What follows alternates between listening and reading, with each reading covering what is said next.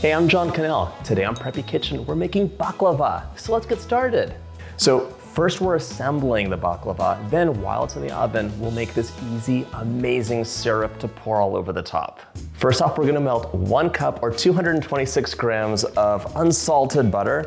I'm using the stove today because you're gonna wanna reheat this as needed. When the butter cools down, you get a lot of butter on your phyllo dough, and we actually just want a very thin layer on each sheet. We're gonna set this over medium-low heat and just keep an eye on it. You want it to be warm and melty. While your butter melts, we're gonna be grinding those nuts up. I'm using a combination of walnuts and pistachios, but go all walnuts, go all pistachios, do whatever you'd like. It's your baklava.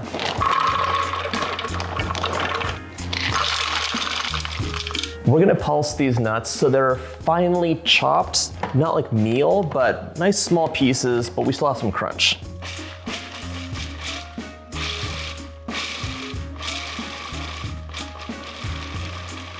Just like this. You can see there's small pieces, good bit of crunch, but they're nice and small. Transferring these nuts to a large bowl. I'm gonna mix in 1/4 cup of sugar for some sweetness and a teaspoon of cinnamon. You can let me know in the comments if you have other spices you really like adding to your baklava. Okay. So in case you don't know, baklava is an amazing Turkish dessert. It's popular all over the place because it is delicious. However, it's best fresh. Right out of the oven, you're gonna see it is like pure, crispy amazingness. So if you've had some disappointing baklava from a bakery, it might have just been a bit stale. Okay, this is all mixed up and ready to go. We're gonna set this aside and get our phyllo dough out. I'm using 1 package of phyllo dough, and I thawed this overnight. That's the best way, but if you forgot, you can leave it on the counter for like 3 hours and it should be fine. Get a sharp knife and trim this to the size of your pan. This is so close, but it just needs like 1 inch taken off. There we go. This brings back so many memories because my mom would make phyllo dough appetizers for basically every get-together.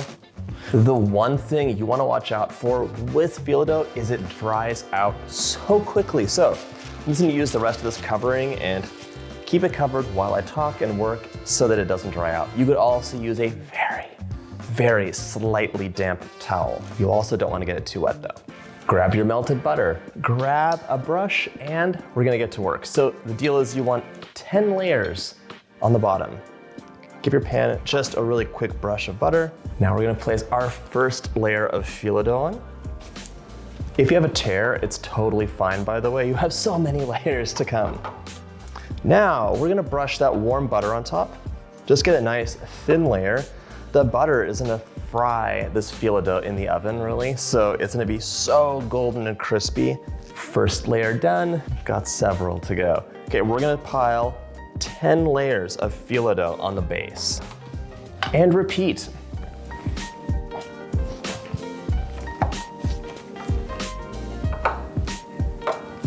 So phyllo dough is so versatile. Yes, you can use it for savory things. Yes, you can use it for sweet things too. And it's really great for making appetizers. Okay, that's 9, and last one, 10. I'm gonna add about 1 cup, a little bit more to this base layer. Just sprinkle it over the top, get a nice even layer. Give this a little bit of a shimmy just to make sure it's all even. And now we're gonna add more phyllo. Lay that layer on top, carefully brush with butter, and I'm just gonna hold one side so it doesn't move around too much. And if you notice that your butter is like a little bit too thick or too cool, just pop it right back over low heat. A lot of these dishes that my grandfather really cherished, like baklava and dolmadas and everything else, are labors of love. So if you love having that quiet time in the kitchen, like this is for you because you're just gonna be with your dish. Layer 4. We're gonna do 6 layers for this. Okay, layer 6. This is our last layer of this section. Now it's time for another 1/3 of our mixture. I'm adding 1 cup and change right over the top. So sprinkle it over, a little bit of a shimmy, and now we're on to the next layer of 6.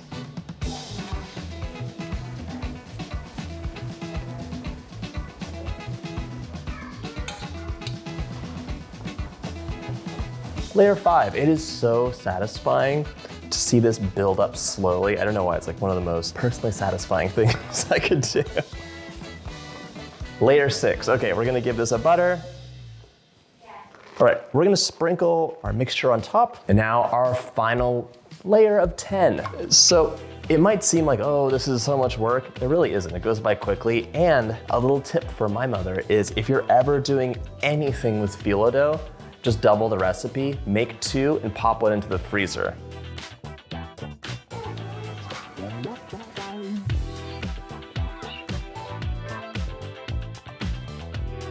I'm really just brushing on a really thin layer of butter.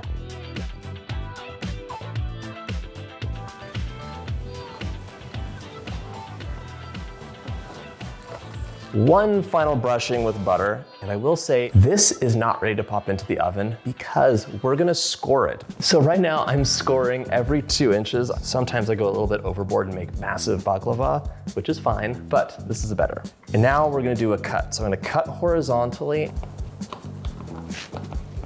If you're freezing this for later, by the way, you would score it now and then freeze it. Okay, I have my giant strips of baklava right now. We're going to be cutting them at an angle for diamond shapes.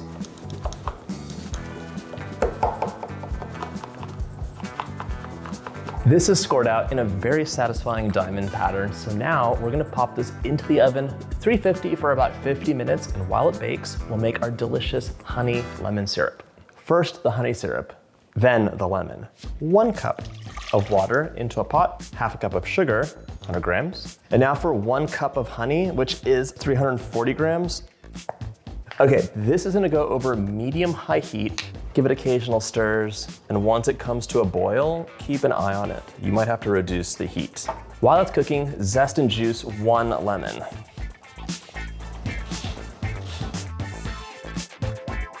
Off heat after 10 minutes, now we're gonna stir our lemon juice and zest in, get all that zest out because it has so much flavor, and then just set this aside. You're gonna notice the most amazing lemon smell coming off of this. As soon as it's out of the oven, you're gonna pour your syrup all over this baklava. Do you hear that? That sounds and smells amazing. It's making this all come together and just be perfectly like syrupy, sweet, amazing treat.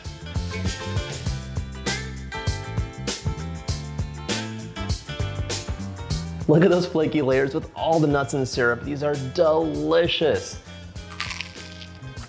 I hope you get a chance to make this recipe, and if you like this recipe, check out my dessert playlist.